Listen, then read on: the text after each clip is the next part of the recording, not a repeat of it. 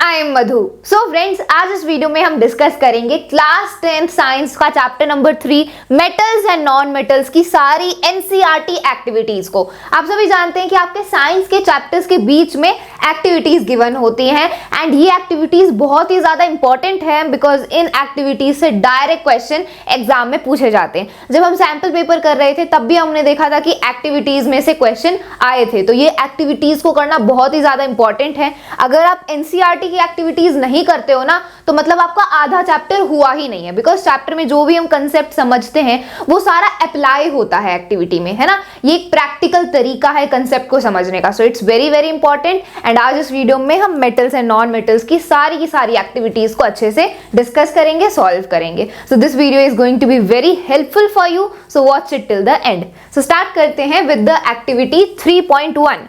इस एक्टिविटी में हमें iron, copper, aluminium and magnesium इनके सैंपल्स लेने हैं एंड इनके अपीयरेंस को नोट डाउन करना है, मतलब ये देखने में कैसे होते हैं। तो देखो फ्रेंड्स, ये जो मेटल्स हैं आयरन, कॉपर, एल्यूमिनियम, मैग्नीशियम, इनके सरफेस के ऊपर शाइन होती है, ये शाइनी होते हैं, ठीक है। Then clean the surface of each sample paper by rubbing them with sand paper and note their appearance again. तो फिर आपको क्या करना है, ये जितने भी आपने मेटल्स लिए इनकी सरफेस को आपको रब करना है सैंड पेपर से एंड देन इनके अपीयरेंस को दोबारा नोट करना है। तो देखो क्या चेंज हमें देखने को मिलेगा। तो ये जो मेटल्स है ना, इनकी सरफेस और ज्यादा शाइनी हो जाएगी। पहले भी इनकी सरफेस पे शाइन थी लेकिन सैंड पेपर से रब करने के बाद और शाइन बढ़ जाएगी। तो मेटल्स की इसी प्रॉपर्टी को बोला जाता है लस्टर, ठीक है। जो मेटल्स होते हैं वो लस्ट्रस होते हैं, उनकी सरफेस के ऊपर शाइन होती है, ठीक है। तो यहाँ पर इस एक्टिविटी में हमने मेटल की इसी प्रॉपर्टी के बारे में बात करी विच इज कॉल्ड लस्टर, मतलब मेटल्स की सरफेस के ऊपर शाइन होती है, ठीक है।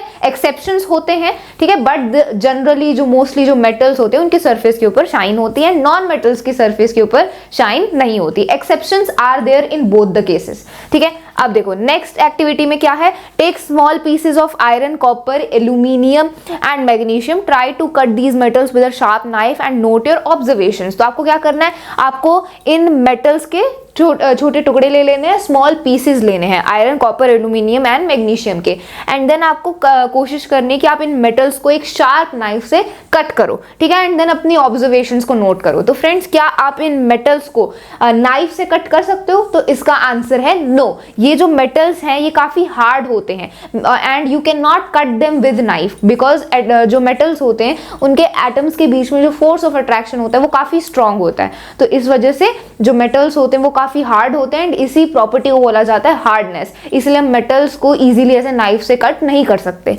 ठीक है। बट देयर इज एक्सेप्शन है, जैसे कि सोडियम मेटल है, पोटेशियम मेटल है, ये जो मेटल्स होते हैं ना ये सॉफ्ट मेटल होते हैं, इनको हम इजीली नाइफ से कट कर सकते हैं। यहाँ पर उसी के बारे में बताया है, hold a piece of sodium metal with a pair of tongs. जो टोंग्स होते हैं, जो चिमटा हम यूज करते हैं किचन में, उससे आपको क्या करना है, सोडियम मेटल के एक पीस को होल्ड करना है एंड बहुत ही केयरफुली, बिकॉज सोडियम जो मेटल होता है वो काफी रिएक्टिव होता है। कॉशन, यहाँ पर हमें प्रिकॉशंस लेने हैं, always handle sodium metal with care because this is very reactive. Dry it by pressing between the folds of filter paper. इसको ड्राई कर लेना है आपको फिल्टर पेपर के बीच में प्रेस करके।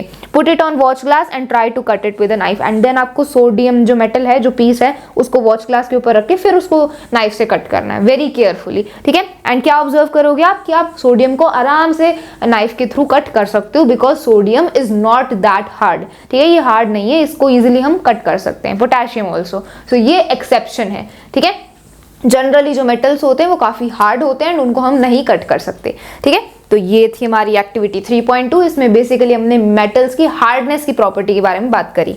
अब नेक्स्ट एक्टिविटी में क्या है, take pieces of iron, zinc, lead and copper, place any one metal on a block of iron and strike it 4 or 5 times with a hammer. What do you observe? तो आपको यहाँ पर कुछ metals के pieces लेने हैं, जैसे कि iron, zinc, lead and copper, and then आपको इनमें से किसी भी एक मेटल को एक आयरन के ब्लॉक पर रखना है एंड हैमर से, हथौड़े से आपको 4 से 5 बार उस पर स्ट्राइक करना, उसको मारना है, ठीक है। फिर आप क्या ऑब्जर्व करोगे, रिपीट विद अदर मेटल्स। तो देखो फ्रेंड्स, जब हम इन मेटल्स को हिट करेंगे, हैमर के साथ स्ट्राइक करेंगे, तो ये जो मेटल्स है ना ये पतली पतली शीट्स में कन्वर्ट हो जाएंगे, ठीक है। जब बार बार हम उस मेटल को मारेंगे हैमर से तो इससे जो वो मेटल्स हैं ये पतली शीट्स में कन्वर्ट हो जाएंगे एंड मेटल्स की इसी प्रॉपर्टी को बोला जाता है मैलिएबिलिटी, ठीक है। The property of metal to be converted into thin sheets इसको बोला जाता है मैलिएबिलिटी। जैसे आपने एल्यूमिनियम के फॉइल देखे होंगे जो हम यूज करते हैं खाने को रैप करने के लिए, उसको गर्म रखने के लिए,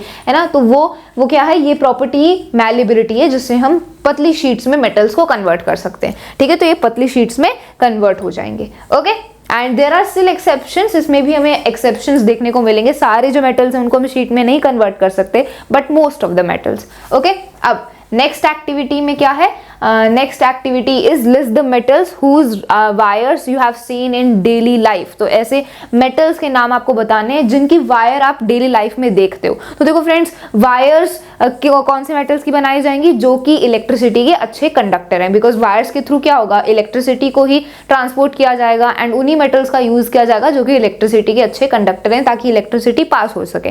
ठीक है, तो उन्हीं मेटल्स का यूज होगा। एंड मेटल्स की इस प्रॉपर्टी को, जिसके थ्रू हम उसको पतली वायर्स में कन्वर्ट कर सकते हैं, इसको बोला जाता है डक्टिलिटी। ठीक है, the property of metal to be converted into thin wires, this is called ductility. ठीक है, तो कौन से ऐसे मेटल्स हैं जिनकी वायर्स आप देखते हो अपनी डेली लाइफ में, कॉपर, एल्यूमिनियम, आयरन, सिल्वर, ये कुछ इंपॉर्टेंट मेन मेटल्स हैं जिनकी वायर्स बनाई जाती हैं जो कि हम अपनी डेली लाइफ में देखते भी हैं। कॉपर की वायर हम देखते हैं, एल्यूमिनियम की वायर देखते हैं, कॉमनली यूज्ड हैं ये। ठीक है, ये होगी हमारी activity 3.4। Now let's see the next activity. So इस एक्टिविटी में आपको एल्यूमिनियम या फिर कॉपर की वायर लेनी है एंड उस वायर को एक स्टैंड पर लगा देना है, जैसे कि फिगर में शो किया गया। तो आपने ये वायर ली एल्यूमिनियम या फिर कॉपर की एंड देन इस वायर को ऐसे हॉरिजॉन्टली लगा दिया स्टैंड पर। ठीक है, and fix a pin to the free end of the wire using wax. Wax का यूज करते हुए आपको एक नेल, एक पिन लेनी है एंड देन उस पिन को यहाँ पर आपको इस वायर के फ्री एंड पर अटैच कर देना है, लगा देना है। ये वायर का जो एंड है यहाँ पर ये पिन लगा देनी है वैक्स का यूज करते हुए। ठीक है, then heat the wire with a spirit lamp, candle और a burner near the place where it is clamped. And then फिर आपको उस वायर को हीट करना है कैंडल, बर्नर या फिर स्पिरिट लैम्प का यूज करके। ठीक है, वायर को हीट करना है एंड देन कौन से एरिया को हीट करना है, जहां पर क्लैंप किया गया, मतलब ये स्टैंड के नजदीक वाला जो एरिया है ना, उस एरिया को हीट करना है वायर के।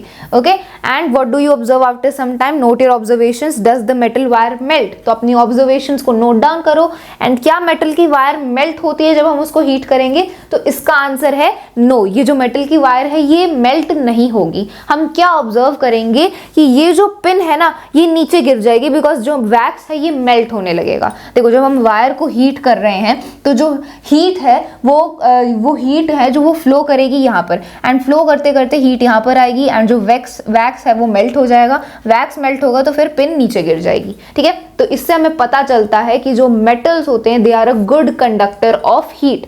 वो हीट को कंडक्ट करते हैं, हीट के अच्छे कंडक्टर होते हैं। इसलिए जब हमने वायर के इस वाले पार्ट को हीट किया तो हीट फ्लो हुई, हीट उसने कंडक्ट करी एंड हीट फ्लो होके यहाँ पर आ गई, इसलिए वैक्स मेल्ट हुई। वैक्स मेल्ट हुई तो जो पिन है वो नीचे गिर गई। ठीक है, वायर मेल्ट नहीं होगी लेकिन यहाँ पर वैक्स मेल्ट हुई बिकॉज हीट कंडक्ट हुई एंड जो पिन है वो नीचे गिर जाएगी। तो ये हमारी ऑब्जर्वेशंस रहेंगी। तो इस एक्टिविटी से हमने क्या सीखा कि जो मेटल्स होते हैं they are generally good conductor of heat.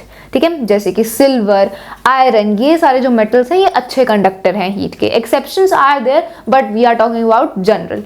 Okay, then next activity में क्या है, setup an electric circuit as shown in figure 3.2। तो आपको ये इलेक्ट्रिक सर्किट सेटअप करना है। ठीक है, यहाँ पर ये बैटरी है, देन ये बल्ब है, ये स्विच है एंड यहाँ पर ये दो क्लिप्स हैं, इसके बीच में आप एक सैंपल इंसर्ट करोगे। So place the metal to be tested in the circuit between terminals A and B as shown. तो ये जो टर्मिनल्स ए एंड बी ना, ये दोनों क्लिप्स हैं, इसके बीच में आपको एक मेटल प्लेस करना है जिसको हम टेस्ट कर रहे हैं। कोई भी मेटल आप इसमें रख सकते हो, उसका सैंपल आपको यहाँ पर इसके बीच में रख देना है। ठीक है, does the bulb glow, what does this indicate. तो अब हमें क्या करना है, स्विच को ऑन कर देना है। स्विच को हम ऑन करेंगे तो फिर जो करंट है वो फ्लो होने लगेगा।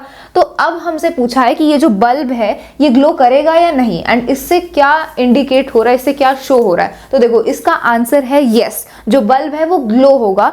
बिकॉज रीजन क्या है, जब हम यहाँ पर मेटल पुट करेंगे ना ए एंड बी के बीच में, तो जो मेटल है वो इलेक्ट्रिसिटी को कंडक्ट करेगा। अगर इलेक्ट्रिसिटी कंडक्ट हो रही है तो इलेक्ट्रिसिटी फिर सर्किट के थ्रू फ्लो करेगी एंड अगर इलेक्ट्रिसिटी फ्लो हो रही है तो फिर बल्ब भी ग्लो करेगा, है ना। तो यहाँ पर जब हम मेटल पुट करेंगे एंड स्विच ऑन करेंगे तो इलेक्ट्रिसिटी फ्लो होगी, करंट फ्लो होगा एंड बल्ब हमारा ग्लो होगा। तो इससे हमें पता चल रहा है कि जो मेटल्स हैं वो इलेक्ट्रिसिटी के गुड कंडक्टर होते हैं, इलेक्ट्रिसिटी को वो कंडक्ट करते हैं, उनमें से इलेक्ट्रिसिटी फ्लो होती है ना, जब यहाँ पर हम मेटल पुट करेंगे। So from this activity we prove that metals are good conductor of electricity, जैसे कि सिल्वर, कॉपर, ये सारे जो मेटल्स हैं ये अच्छे कंडक्टर हैं इलेक्ट्रिसिटी के। ठीक है, तो यहाँ पर बेसिकली हम प्रॉपर्टीज को ही टेस्ट कर रहे हैं इन एक्टिविटीज में। अब देखते हैं next activity, collect samples of carbon, coal और ग्रेफाइट, सल्फर एंड आयोडीन। तो आपको सैंपल्स कलेक्ट करने, किसके सैंपल्स? कार्बन के। कार्बन की ये फॉर्म होती है कोल एंड ग्रेफाइट, तो आपको कोल एंड ग्रेफाइट, सल्फर, आयोडीन, इनके सैंपल्स आपको कलेक्ट करने हैं। ये क्या है? ये नॉन मेटल्स हैं। ठीक है, carry out the activities 3.1 to 3.4 and 3.6 with these non metals and record your observation. तो अभी जो हमने एक्टिविटी 3.1, 3.4 एंड 3.6 में किया था, वही एक्टिविटीज हमें इन सैंपल के साथ भी करनी है एंड ऑब्जर्वेशंस को इस टेबल में नोट डाउन करना है। तो देखो फ्रेंड्स, हमने पिछली एक्टिविटीज में बेसिकली प्रॉपर्टीज ही वेरीफाई करी थी कि वो मैलिएबल हैं या नहीं, डक्टाइल हैं या नहीं, उनको हम शीट्स में, वायर्स में कन्वर्ट कर सकते हैं, उनकी सरफेस कैसी होती है। तो यही सारी हमने एक्टिविटीज करी थी पहले, तो उन्हीं को टेस्ट करना है हमें इन सैंपल्स पर एंड यहाँ पर नोट डाउन करना है। तो देखो फ्रेंड्स, यहाँ पर सबसे पहले एलिमेंट का नाम यहाँ पर हमें दिया हुआ है, इसके हमें सिंबल लिखने हैं। तो सिंबल क्या है? देखो, कोल का एंड ग्रेफाइट, ये दोनों क्या है? कार्बन की ही फॉर्म्स है, तो कार्बन का ही सिंबल यहाँ पर हम यूज करेंगे which is capital C। Then sulphur का सिंबल होता है कैपिटल S एंड आयोडीन का सिंबल होता है कैपिटल I। ठीक है, देन टाइप ऑफ सरफेस, इनकी सरफेस कैसी होती है? वो शाइनी होती है या फिर डल होती है? तो देखो फ्रेंड्स, यहाँ पर लस्टर की बात करी जा रही है। ठीक है, लस्टर जो शाइन होती है सरफेस पर, उस प्रॉपर्टी को बोला जाता है लस्टर। तो इनकी सरफेस पे शाइन है या नहीं? तो देखो फ्रेंड्स, कार्बन में, कोल एंड ग्रेफाइट की सरफेस पे कोई शाइन नहीं होती, so they are non lustrous. Sulphur की सरफेस पे भी कोई शाइन नहीं होती, so it is non lustrous. लेकिन आयोडीन यहाँ पर नॉन मेटल्स में एक्सेप्शन है, आयोडीन की सरफेस पे शाइन होती है, इट हैज लस्टर, तो ये हो जाएगा लस्ट्रस। ठीक है, अब हार्डनेस की अगर हम बात करें तो देखो, जो कोल है वो काफी हार्ड होता है, उसका जो फोर्स ऑफ अट्रैक्शन होता है दैट इज वेरी स्ट्रॉन्ग, सो ये जो कोल होता है दैट इज हार्ड। लेकिन ग्रेफाइट, सल्फर, आयोडीन ये क्या है? ये सॉफ्ट हैं, ये इतने हार्ड नहीं होते हैं, we can easily break them. Okay, malleability, malleability मतलब हम इनको शीट्स में, पतली शीट्स में कन्वर्ट कर सकते हैं या नहीं। तो देखो, ये सारे जो नॉन मेटल्स हैं इनमें मैलिएबिलिटी की प्रॉपर्टी नहीं होती, हम इनको शीट्स में कन्वर्ट नहीं कर सकते, तो नो हो जाएगा सबका आंसर। देन डक्टिलिटी, क्या हम इनको वायर में कन्वर्ट कर सकते हैं किसी भी नॉन मेटल को? तो इसका आंसर भी नो है, हम इनको वायर्स में भी कन्वर्ट नहीं कर सकते। ठीक है, अब कंडक्ट्स इलेक्ट्रिसिटी, इनमें से कोई इलेक्ट्रिसिटी कंडक्ट करता है? तो देखो, ग्रेफाइट में से इलेक्ट्रिसिटी पास होती है, it conducts electricity, otherwise coal, sulphur and iodine does not conduct electricity. ठीक है, देन सोनोरिटी, सोनोरिटी क्या है? ये एक प्रॉपर्टी होती है कि जब हम उसको हिट कर रहे हैं तो साउंड प्रोड्यूस हो रही है या नहीं। तो आपने देखा होगा जब मेटल को हम हिट करते हैं, जैसे आयरन को, तो एक साउंड प्रोड्यूस होती है, तो इसी को बोला जाता है सोनोरिटी, है ना। तो देखो, ये सारे नॉन मेटल्स हैं, इनको जब हम हिट करेंगे तो कोई भी साउंड प्रोड्यूस नहीं होगी, तो ये सोनोरस नहीं है, इनमें सोनोरिटी की प्रॉपर्टी नहीं है, तो answer will be no for all the non metals. ठीक है, तो ये हमने यहाँ पर सारी ऑब्जर्वेशंस को इस टेबल में आपको नोट डाउन कर लेना है, मैंने आपको वैसे ही बता दिया। Okay, now let's move on to the next activity. So इस एक्टिविटी में हमें मैग्नीशियम रिबन लेना है एंड कुछ सल्फर, थोड़ा सा हमें सल्फर पाउडर लेना है। ठीक है, we have to take the magnesium ribbon and sulphur powder, burn the magnesium ribbon, collect the ashes formed and dissolve them in water. तो आपको मैग्नीशियम रिबन को बर्न करना है, एशेस को कलेक्ट करके फिर पानी में डिसॉल्व कर देना है। देखो, जब मैग्नीशियम रिबन को हम बर्न करेंगे मतलब ऑक्सीजन के साथ उसका रिएक्शन हो रहा है एंड व्हाइट कलर की ऐश बनेगी, व्हाइट कलर का पाउडर बन जाएगा जो कि होगा हमारा मैग्नीशियम ऑक्साइड। ठीक है, फिर मैग्नीशियम ऑक्साइड, ये जो ऐश है इसको हम पानी में मिला देंगे, मतलब H2O के साथ रिएक्शन होगा एंड क्या बनेगा? मैग्नीशियम हाइड्रोक्साइड बनेगा, MgOH2।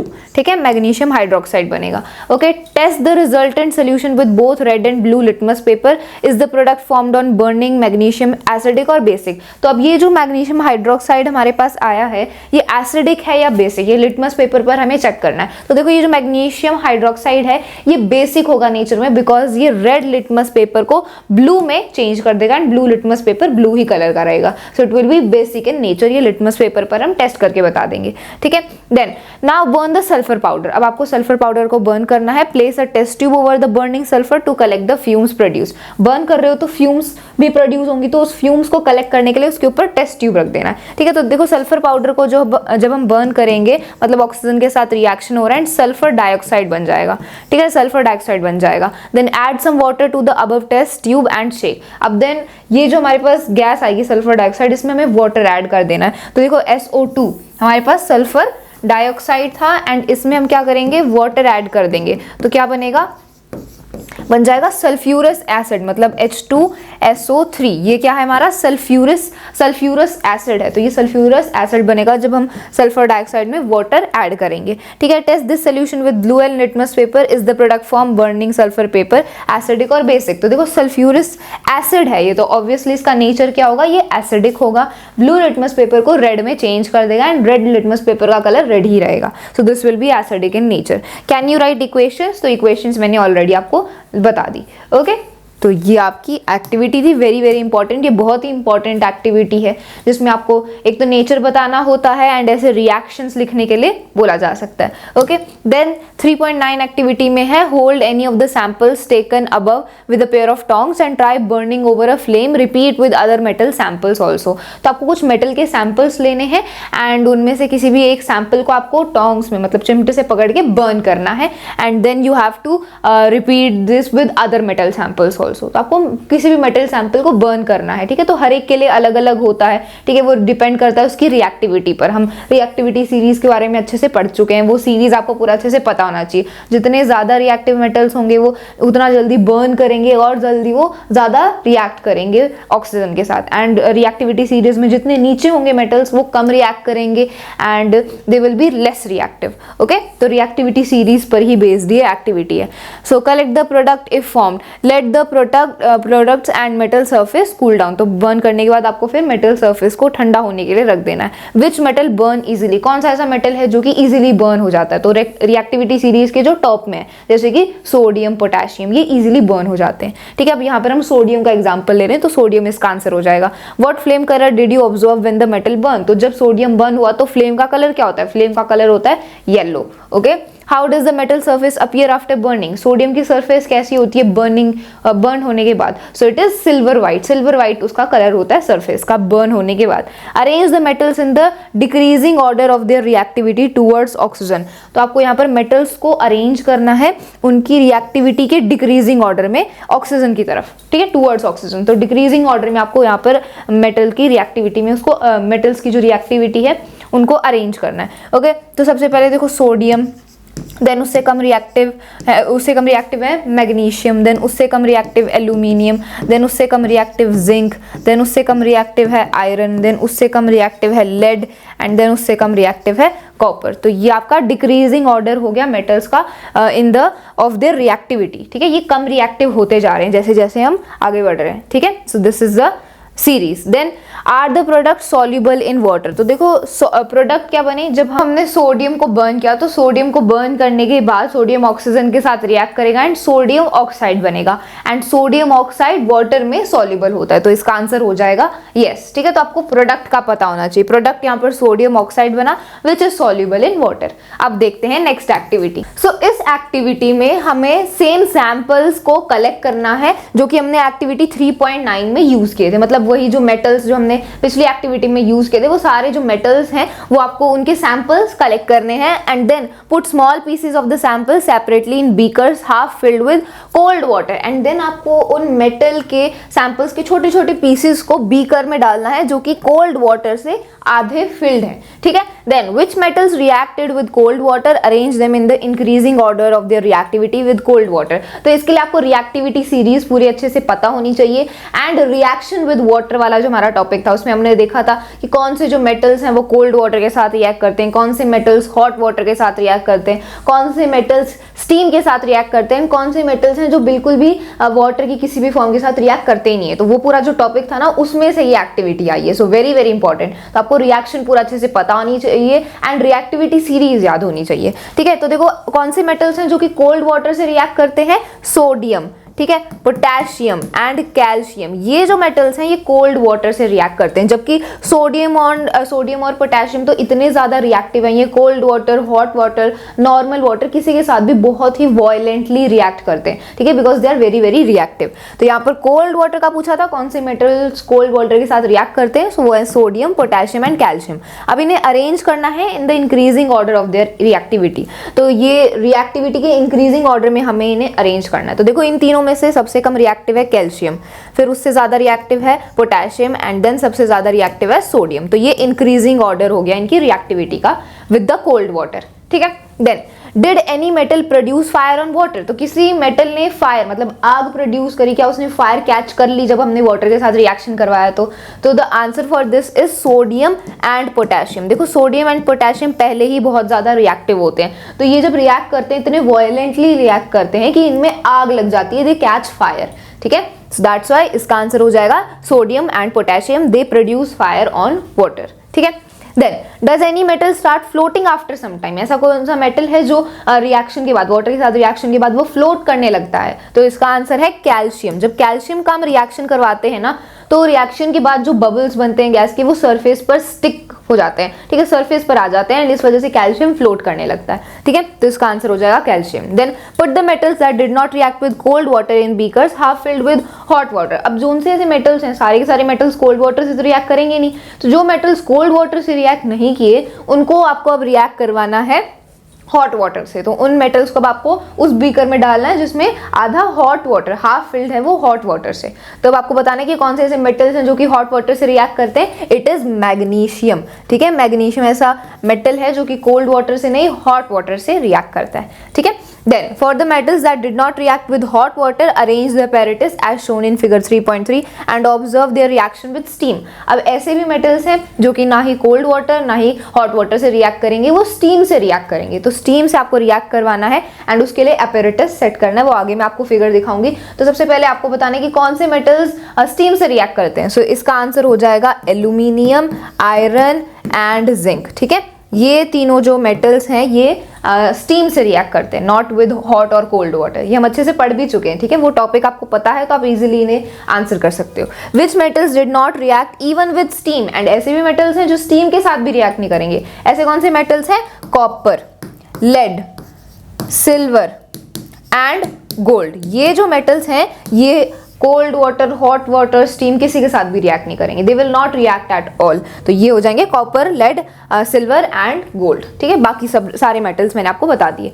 Arrange the metals in the decreasing order of the reactivity with water. तो अब आपको डिक्रीजिंग ऑर्डर ऑफ रिएक्टिविटी में मेटल्स को अरेंज करना है। तो देखो सबसे ज्यादा रिएक्टिव तो सोडियम है, then potassium, then it is calcium, then magnesium, then aluminium and then iron and so on. तो ये इनका डिक्रीजिंग ऑर्डर है रिएक्टिविटी का, ये जो रिएक्टिविटी है वो कम होती जा रही है। तो हमने ऐसे मेटल्स को अरेंज कर दिया, ठीक है। अब देखो आगे हम apparatus देख लेते हैं कैसे आप स्टीम के साथ रिएक्शन करवाते हो किसी भी मेटल का। तो उसके लिए आपको ये सेटअप करना है स्टीम के साथ रिएक्ट करवाने में, ओके। यहाँ पर आप देख सकते हो कि यहाँ पर हमने क्या किया है, यहाँ पर ये एक टेस्ट ट्यूब है, इसको हमने ऐसे हॉरिजॉन्टल कर दिया है एंड यहाँ पर ये क्या है, glass wool soaked in water. Glass wool है जिसको पानी में हमने डुबो रखा है, पानी से वो सोक्ड है, मतलब इसमें वाटर का कंटेंट है, ठीक है। देन इसके आगे ये मेटल का सैंपल है, मतलब जिस भी मेटल के साथ हम रिएक्शन करवा रहे हैं, जो भी मेटल है, मैग्नीशियम है, any other metal, iron, aluminium, okay, तो वो मेटल का सैंपल यहाँ पर होगा। देन ये कॉर्क है यहाँ पर एंड इससे यहाँ पर ये पाइप कनेक्टेड है, ये ट्यूब है जो कि इधर इस बीकर में जा रही है जो कि वाटर से फिल्ड है। तो जो भी गैस बनेगी रिएक्शन के बाद वो इस टेस्ट ट्यूब के अंदर यहाँ पर आ जाएगी एंड ये स्टैंड है जो कि कनेक्टेड है। तो देखो हम क्या करेंगे, बर्न करेंगे ये जो ग्लास वुल है जो which is soaked in water, इसको हम बर्न करेंगे। बर्न करेंगे ना तो जो वाटर कंटेंट है वो इवेपोरेट होगा एंड स्टीम बनेगी। अब जो स्टीम बनी है वो यहाँ पर आएगी इस मेटल सैंपल के साथ एंड उसका रिएक्शन होगा एंड रिएक्शन के बाद जो हाइड्रोजन गैस बनेगी वो यहाँ से इस ट्यूब के थ्रू, डिलीवरी ट्यूब के थ्रू वो यहाँ पर इस टेस्ट ट्यूब में आ जाएगी एंड यहाँ पर हम देख सकते हैं ये हाइड्रोजन गैस यहाँ पर बन रही है। तो ऐसे हम रिएक्शन करवाते हैं मेटल्स का विद स्टीम। यहाँ पर लिखा भी है action of steam on a metal, ठीक है। तो ये पूरा सेटअप होता है। तो ये थी हमारी एक्टिविटी 3.10, ओके। अब देखते हैं नेक्स्ट एक्टिविटी।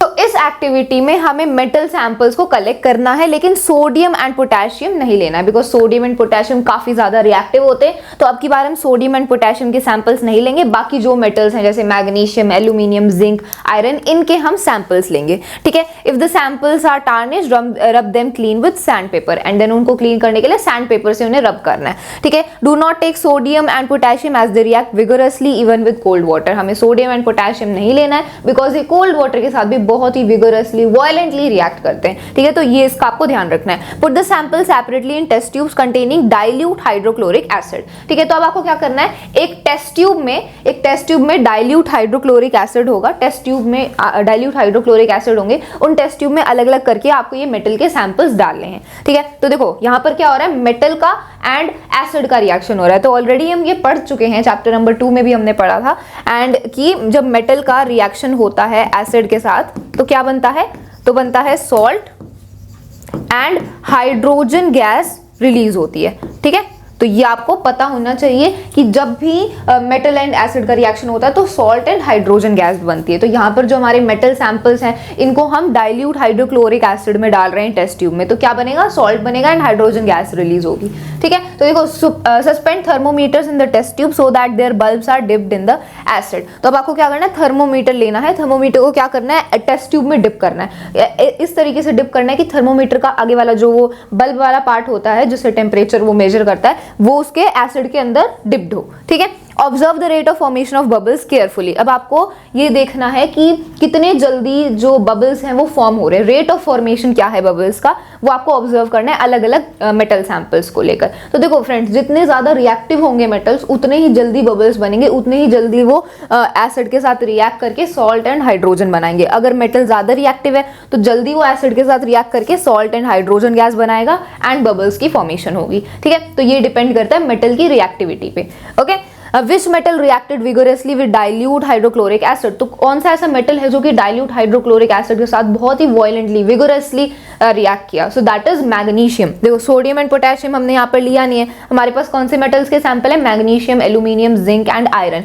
इनमें सबसे ज्यादा रिएक्टिव मैग्नीशियम है, तो मैग्नीशियम सबसे ज्यादा रिएक्टिव है इसलिए वो ज्यादा विगोरसली हाइड्रोक्लोरिक एसिड के साथ रिएक्ट करेगा एंड सॉल्ट एंड हाइड्रोजन बनेगा, ओके। सो कौन सा मेटल है जो कि डाइल्यूट हाइड्रोक्लोरिक एसिड के साथ विगोरसली रिएक्ट करेगा, इट इज मैग्नीशियम, ठीक है। With which metal did you record the highest temperature? कौन सा मेटल है जिसमें आपने हाईएस्ट टेम्परेचर रिकॉर्ड किया, सबसे ज्यादा टेम्परेचर होगा। तो ऑब्वियसली बात है जो मेटल जितना ज्यादा रिएक्टिव है उसमें जो टेम्परेचर है वो भी उतना ज्यादा ही होगा। तो हाईएस्ट टेम्परेचर कौन से मेटल में हम रिकॉर्ड करेंगे, मैग्नीशियम में ही, ठीक है। मैग्नीशियम में ही हाईएस्ट टेम्परेचर हम रिकॉर्ड करेंगे। Then arrange the metals in the decreasing order of reactivity with dilute acid. अब आपको मेटल्स को अरेंज करना है उनकी डिक्रीजिंग ऑर्डर ऑफ रिएक्टिविटी में, जब हम उसको डाइल्यूट एसिड के साथ रिएक्ट करवाते हैं। तो देखो सबसे ज्यादा रिएक्टिव इन मेटल्स में मैग्नीशियम है, देन उसके बाद है एल्यूमिनियम, देन उसके बाद है जिंक एंड देन उसके बाद है आयरन। यहाँ पर ये मैंने लिखा हुआ है, ठीक है। मैग्नीशियम, देन उससे कम aluminium, then zinc and then last में आयरन। तो ये मेटल्स की डिक्रीजिंग ऑर्डर है रिएक्टिविटी की विद डाइल्यूट एसिड्स, ठीक है। तो इसमें बेसिकली हमने मेटल एंड एसिड का रिएक्शन देखा, ओके। अब देखते हैं नेक्स्ट एक्टिविटी। इस एक्टिविटी में हमें एक क्लीन वायर लेनी है कॉपर की एंड आयरन नेल लेना है, ठीक है। We have to take a clean wire of copper, copper की एक वायर लेनी है एंड आयरन नेल, मतलब आयरन की कील लेनी, नेल लेना है, okay. Put the copper wire in a solution of iron sulphate and the iron nail in the solution of copper sulphate. आपको करना क्या है, यहाँ पर जो कॉपर वायर आपने ली है वो आयरन सल्फेट के सोल्यूशन में उसको डालना है, जो कॉपर की वायर है उसको आयरन सल्फेट के सोल्यूशन में डालना है एंड जो आयरन की नेल है उसको कॉपर सल्फेट के सोल्यूशन में डालना है, ठीक है। Record your observations after 20 minutes. 20 minutes के बाद आपको अपनी ऑब्जर्वेशन को रिकॉर्ड करना है। तो देखो फ्रेंड्स होगा क्या, यहाँ पर रिएक्शन होगा, डिस्प्लेसमेंट रिएक्शन होगा। कैसे, देखो यहाँ पर हम कॉपर वायर को आयरन सल्फेट के सोल्यूशन में डाल रहे हैं, मतलब कॉपर का रिएक्शन हो रहा है आयरन सल्फेट के साथ, FeSO4 के साथ। तो यहाँ पर क्या कोई रिएक्शन होगा, यहाँ पर कोई भी रिएक्शन नहीं होगा, बिकॉज जो कॉपर है वो आयरन से कम रिएक्टिव है। ये ऑलरेडी हम पिछली एक्टिविटीज में देख चुके हैं, रिएक्टिविटी सीरीज के बारे में हमने देखा कि जो कॉपर है वो आयरन से कम रिएक्टिव होता है एंड हम जानते हैं कि अगर कोई मेटल दूसरे मेटल से कम रिएक्टिव है तो वो उसको डिस्प्लेस नहीं कर सकता। जब एक मेटल दूसरे मेटल से ज्यादा रिएक्टिव होता है तब वो उसको डिस्प्लेस कर सकता है। तो कॉपर आयरन से कम रिएक्टिव है, तो क्या कॉपर आयरन को डिस्प्लेस कर सकता है, नहीं कर सकता। तो यहाँ पर कोई भी रिएक्शन नहीं होगा, as it is copper wire iron sulphate के सोल्यूशन में ही रहेगा एंड कोई भी रिएक्शन नहीं होगा। जबकि जब हम आयरन नेल को कॉपर सल्फेट के सोल्यूशन में डालेंगे तब क्या रिएक्शन होगा, देखो आयरन नेल मींस Fe, ठीक है। आयरन नेल को जब हम कॉपर सल्फेट के सोल्यूशन में डालेंगे तो यहाँ पर क्या कोई रिएक्शन होगा, इसका आंसर है यस। जो आयरन है ये कॉपर को डिस्प्लेस कर देगा, क्यों, बिकॉज ऑलरेडी हम जानते हैं कि आयरन कॉपर से ज्यादा रिएक्टिव है, सो इट्स मोर रिएक्टिव, इसलिए आयरन कॉपर को डिस्प्लेस कर देगा एंड यहाँ पर आयरन सल्फेट बन जाएगा एंड कॉपर मेटल अलग हो जाएगा, ठीक है। तो ये रिएक्शन होगा यहाँ पर डिस्प्लेसमेंट रिएक्शन। तो ये 20 मिनट्स के बाद हम ये ऑब्जर्व करेंगे। एंड हम ऑब्जर्व क्या करेंगे, यहाँ पर iron nail and copper sulphate के सोल्यूशन का रिएक्शन हुआ है, तो आयरन नेल के ऊपर क्या होगा, ब्राउन सी कवरिंग आ जाएगी, बिकॉज कॉपर उसके ऊपर डिपॉजिट हो जाएगा। ठीक है, बिकॉज कॉपर मेटल यहाँ पर अलग हो गया, तो ये जो कॉपर मेटल है ये आयरन नेल के ऊपर डिपॉजिट हो जाएगा एंड उसका ब्राउन ब्राउन कलर हो जाएगा। ठीक है, in which test tube did you find that reaction has occurred, तो कौन सी टेस्ट ट्यूब में रिएक्शन हुआ है, जिस टेस्ट ट्यूब में कॉपर सल्फेट सोल्यूशन था एंड उसमें हमने आयरन नेल डाला था, तो उस टेस्ट ट्यूब में रिएक्शन होगा। ठीक है, on what basis can you say that reaction has actually taken place, अब क्या बेसिस है, हम ये कैसे बताएंगे कि ये रिएक्शन हुआ है। देखो जो आयरन नेल है उसके ऊपर कॉपर डिपॉजिट हो जाएगा, साथ ही साथ जो कॉपर सल्फेट सोल्यूशन का जो कलर होता है ना वो ब्लू होता है, लेकिन रिएक्शन के बाद वो जो ब्लू कलर है वो फेड हो जाएगा एंड कॉपर सल्फेट सोल्यूशन का जो कलर है वो पेल ग्रीन मतलब हल्का ग्रीन होने लगेगा। पहले ब्लू कलर था लेकिन वो ब्लू कलर अब फेड होने लगेगा एंड ग्रीन कलर हो जाएगा। तो इससे भी हमें पता चल रहा है कि रिएक्शन हुआ है। आयरन नेल के ऊपर भी कॉपर की डिपोजिशन आ जाएगी एंड जो सोल्यूशन का कलर है वो ब्लू से ग्रीन हो जाएगा, कॉपर सल्फेट सोल्यूशन का कलर। ठीक है, can you correlate your observation for the activities 3.9, 3.10 and 3.10 and 3.11। तो इन एक्टिविटीज में हमने रिएक्टिविटी सीरीज की बात करी थी, तो इनसे हम कोरिलेट कर सकते हैं ये बोल के कि हमने रिएक्टिविटी सीरीज में देखा था कि आयरन कॉपर से ज्यादा रिएक्टिव है, इसलिए उसने उसको डिस्प्लेस कर दिया एंड आयरन सल्फेट बना। तो ये पिछली एक्टिविटीज से ऐसे रिलेटेड है।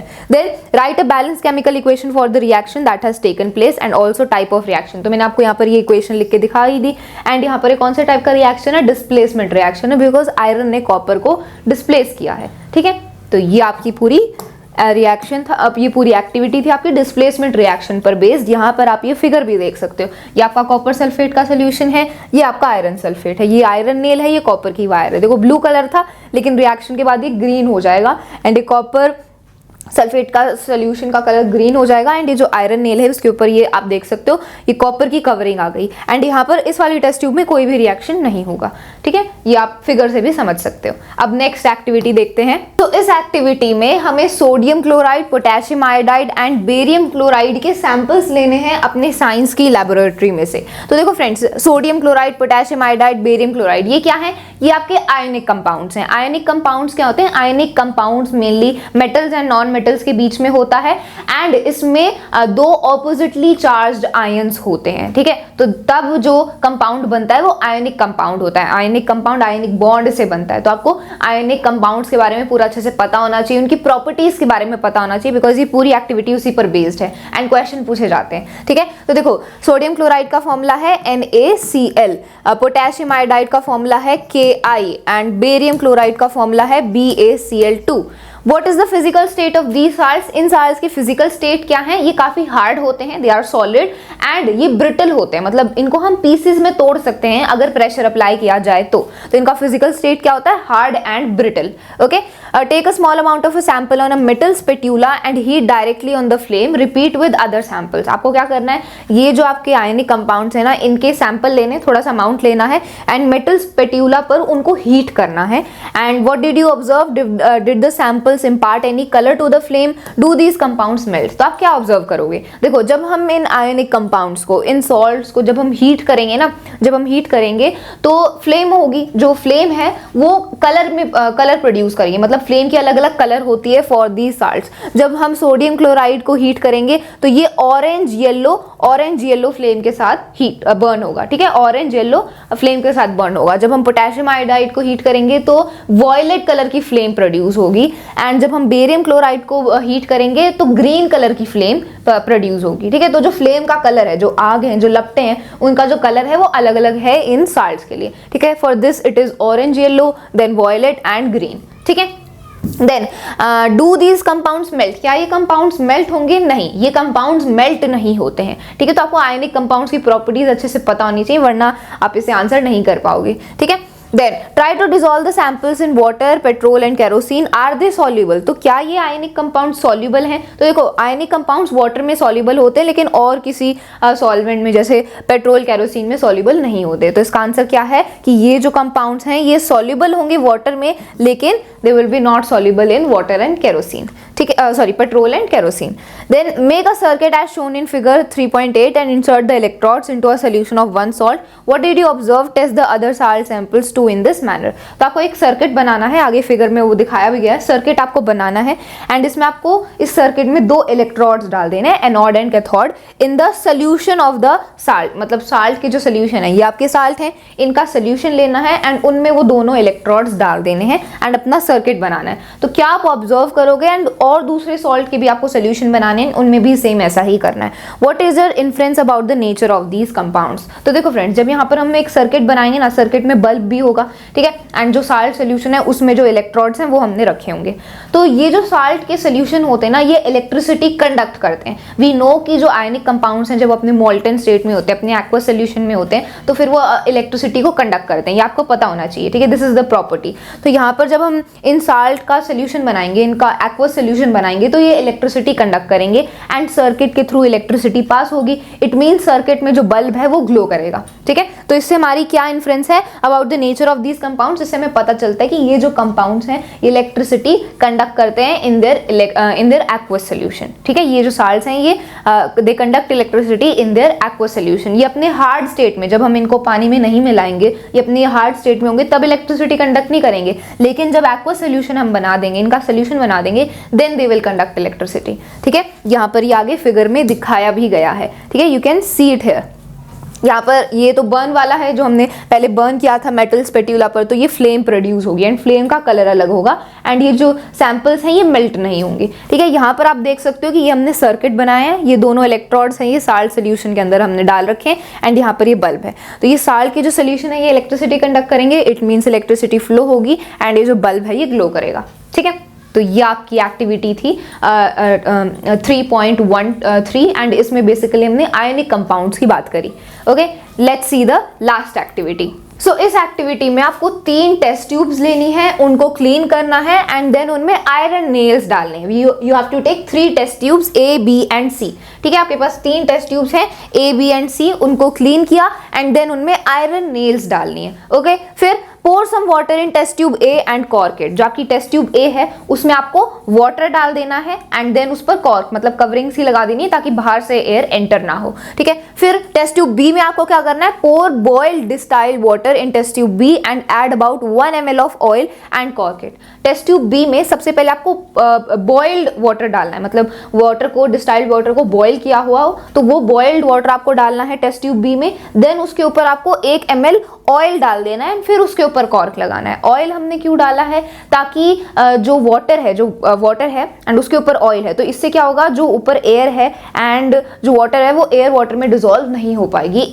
जो ऑयल है वो एक टाइप से बैरियर बन जाएगा, ठीक है, बिकॉज ऑयल वाटर में डिसॉल्व होता ही नहीं है, ठीक है। वो आगे हम फिगर में भी देख लेंगे, तब आपको और अच्छे से क्लियर हो जाएगा, ठीक है। The oil will float on water and prevent the air from dissolving in the water. तो यहाँ पर ये लिखा भी हुआ है कि जब हम ऑयल डाल देंगे ना बॉइल्ड वाटर के ऊपर, तो ऑयल वाटर में डिसॉल्व तो होगा नहीं, वो जो ऑयल है वो वाटर के ऊपर ही फ्लोट करेगा एंड ऑयल के ऊपर जो एयर है वो पानी में डिसॉल्व नहीं होगी। तो ये प्रिवेंट करने के लिए बैरियर की तरह काम करेगा, ठीक है। Put some anhydrous calcium chloride in test tube C। Test tube C में आपको क्या करना है, इसमें आपको एनीहाइड्रस कैल्शियम क्लोराइड डालना है। ये क्या है, ये हमारा ड्राइंग एजेंट होता है जो कि एयर को ड्राई करता है, उसमें से एयर में जो वाटर कंटेंट प्रेजेंट है, जो मॉइस्चर प्रेजेंट है उसको सोख लेता है। तो ये आपका ड्राइंग एजेंट है एनीहाइड्रस कैल्शियम क्लोराइड। ये हम टेस्ट ट्यूब C में डालेंगे एंड देन उसके ऊपर कॉर्क लगा देंगे, ठीक है। Anhydrous calcium chloride will absorb the moisture if any from the air. तो इसका काम क्या है, ये एयर में से मॉइस्चर को एब्जॉर्ब कर लेगा टेस्ट ट्यूब के अंदर जो एयर प्रेजेंट है, बिकॉज हमने कॉर्क लगा दिया बाहर से तो एयर आ नहीं सकती, अंदर जो टेस्ट ट्यूब के प्रेजेंट है एयर, उसमें से मॉइस्चर एब्जॉर्ब कर लेगा एनीहाइड्रस कैल्शियम क्लोराइड, ठीक है। If leave these test tubes for few days and then observe it. फिर आपको क्या करना है, इन तीनों टेस्ट ट्यूब्स को छोड़ देना है एंड देन 3 दिनों के बाद आपको, कुछ दिनों के बाद इन्हें ऑब्जर्व करना है, ठीक है। Now let's see the figure. हम क्या ऑब्जर्व करेंगे, हम ये ऑब्जर्व करेंगे कि टेस्ट ट्यूब A में जो हमारी आयरन नेल्स है ना, उनके ऊपर जंग लग जाएगा, रस्ट लग जाएगा एंड जो iron nails test tube B and C में है उनके ऊपर कोई भी रस्ट नहीं लगेगा, जंग नहीं लगेगी, वो एज इट इज रहेंगे। तो इससे हम क्या कंक्लूड कर सकते हैं, इससे हम ये कंक्लूड कर सकते हैं कि रस्ट लगने के लिए, आयरन के ऊपर कोरोजन होने के लिए, रस्ट लगने के लिए एयर एंड वाटर दोनों की रिक्वायरमेंट होती है। यहाँ पर टेस्ट ट्यूब ए में हम देख सकते हैं कि ये जो आयरन नेल्स हैं इनमें हमने वाटर भी, जो टेस्ट ट्यूब ए है इसमें हमने वाटर भी डाल रखा था एंड एयर भी प्रेजेंट थी। तो ये जो आयरन नेल्स हैं इनके पास वाटर भी था एंड एयर से भी एक्सपोज थे, तो दोनों चीजें थी, इसलिए इन आयरन नेल्स के ऊपर क्या लग गया, रस्ट लग गया, जंग लग गई। जबकि टेस्ट ट्यूब बी एंड सी में दोनों एयर एंड वाटर प्रेजेंट नहीं थे। यहाँ पर टेस्ट ट्यूब बी में आप देख सकते हो कि इन आयरन नेल्स में हमने ये बॉइल्ड वाटर डाल रखा है, लेकिन यहाँ पर एयर नहीं है, बिकॉज ये लेयर ऑफ ऑयल जो यहाँ पर हमने डाली थी ना, इस वजह से जो एयर यहाँ पर प्रेजेंट है वो इस पानी में डिसॉल्व नहीं हो पाई। अब एयर तो नहीं है, तो एयर की वजह से यहाँ पर, एयर की ना होने की वजह से जो आयरन नेल्स हैं उनके ऊपर जंग नहीं लगा, सिर्फ यहाँ पर वाटर प्रेजेंट था। हमने वाटर को बॉयल क्यों किया था, हमने यहाँ पर बॉइल्ड वाटर डाला। बॉइल्ड वाटर इसलिए डाला ताकि जो भी मॉइस्चर है, जो भी डिसॉल्व्ड एयर पहले ही वाटर में प्रेजेंट है, वो सारा चला जाए। ठीक है, देन हमने बॉइल्ड वाटर डाल दिया, लेकिन उसके बाद ऑयल की लेयर डाली, जिस वजह से जो एयर है वो अब इसमें फर्दर डिसॉल्व नहीं हो पाई। ओके, इस वजह से इन आयरन नेल्स के ऊपर जंग नहीं लगा। एंड टेस्ट ट्यूब सी में हम देख सकते हैं कि ये आयरन नेल्स में हमने एनीहाइड्रस कैल्शियम क्लोराइड डाला, तो इस ड्राइंग एजेंट ने क्या किया, एयर में से जो मॉइस्चर प्रेजेंट था उसे सोख लिया, मतलब सिर्फ ड्राई एयर यहाँ पर प्रेजेंट है, वाटर कंटेंट तो है ही नहीं, तो इसीलिए यहाँ पर आयरन नेल्स के ऊपर जंग नहीं लगा। तो इससे हमें पता चलता है कि जंग लगने के लिए, रस्ट लगने के लिए, कोरोजन होने के लिए एयर वाटर दोनों की रिक्वायरमेंट है, वो दोनों से एक्सपोज होना चाहिए, जो कि टेस्ट ट्यूब ए में हुआ। इसलिए यहाँ पर सिर्फ टेस्ट ट्यूब ए में ही रस्ट लगा, not in test tube B and C. ठीक है, तो ये हमने कंक्लूड किया अपनी लास्ट एक्टिविटी 3.14 से। Okay, so this was the last activity of our chapter. हमने सारी एक्टिविटीज को अच्छे से सॉल्व कर लिया है। I hope you found this video helpful. That's all for this video. Thank you so much.